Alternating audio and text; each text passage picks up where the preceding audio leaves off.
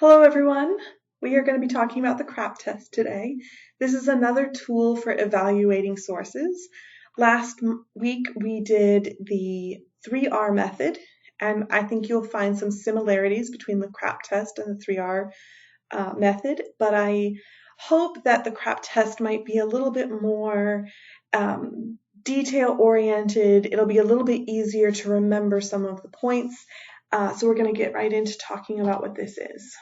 So the CRAAP test has 5 terms that we look for to evaluate a source: currency, or how recent something is; relevance, or how well the topic is fitting your research; authority, who wrote it, who published it; accuracy, is it fact-based, is it opinion-based, is the information true; and purpose, why is this being written, what are you supposed to do with it, what do they want to see as an outcome of this information.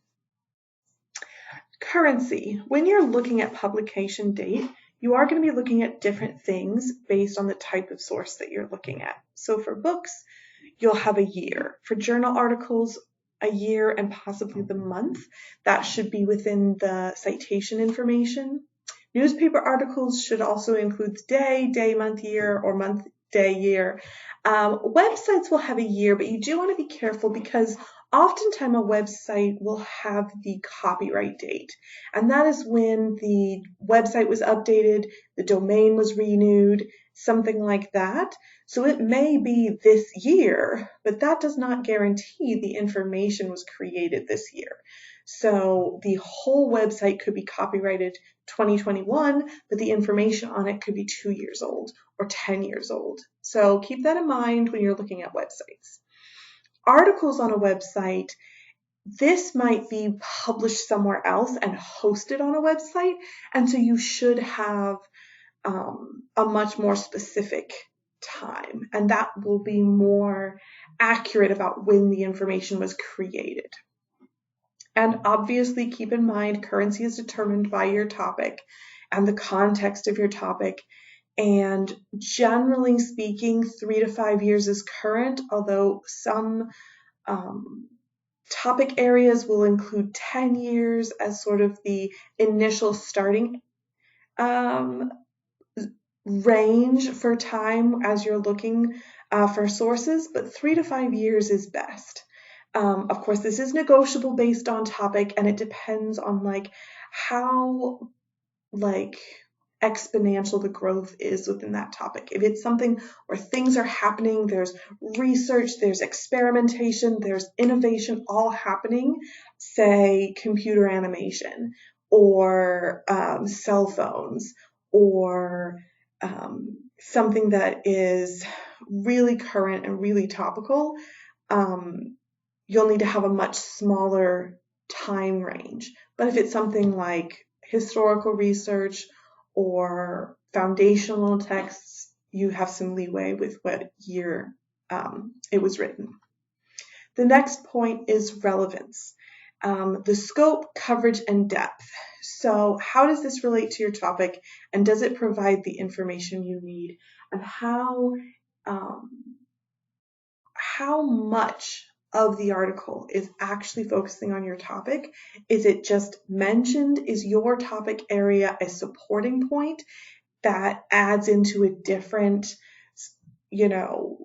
conclusion, or is this the main focus of the article?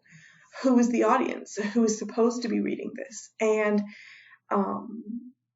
how does this compare to other articles that you've already found? Is this more or less relevant than those articles? Authority is who and what created this information. Who is the author? Why are they an expert? What have they done that makes you believe them? Are they a doctor? Are they a professor? Are they a government agent? What is it about this author that makes you believe them and not a different person? So kind of understanding why you're choosing this person is important. Accuracy. Just like you looked at how reliable the information is, you need to know how accurate the information is. And that includes who is publishing it. Are the publishers accurate? Are they generally speaking well respected? Does it have citations? Do you know where they get their information? If they give you a statistic, do you know where that information came from? If they talk about a research paper, where is the research paper? Can you go through and find that research paper? Who did that research? All of those help to determine the accuracy of a site or a source. And then how professional is the writing? Is it full of grammatical errors? Is it biased? Is it colorful in their language? Is there a lot of adjectives? Are there a lot of opinion statements?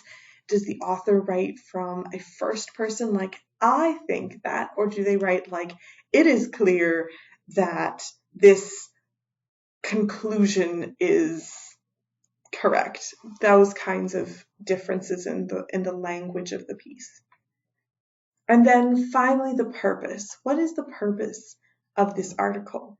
Does it provide academic research? Does it inform you about an issue? Does it entertain you? Does it sell you something? Does it persuade you something? Obviously, you want to be looking for academic research because that is what we are talking about in this class. And is there a political, ideological, religious, or institutional bias? And is that bias clearly identified? You want to avoid that. And academic research is not exempt from these biases. So you want to kind of keep in mind and really critically examine the articles that you're finding for your class. Keep in mind, these are guidelines and not actual rules. This isn't kind of a pass or fail where you tick off all of the boxes and then you say, yes, I want to use this, or no, I don't want to use this. It is dependent on what you're trying to accomplish, what you want to do. You may collect a bunch of biased research in order to compare it with professional, less biased, more objective research and talk about the differences between the two of them, depending on what your topic is. It is meant to help you identify what a resource is and to evaluate it for appropriateness. And if you have an article that has a lot of good sound information, but their conclusions are erroneous or biased, you can use the good information at the beginning and then identify the problems that they have in their conclusion and be like, they did not critically evaluate the facts that they have, and this is why I disagree with this paper. All of that is a perfectly acceptable reason and use for academic sources. If you have any questions, please ask me in the discussion board or send me an email, and I'll see you in class.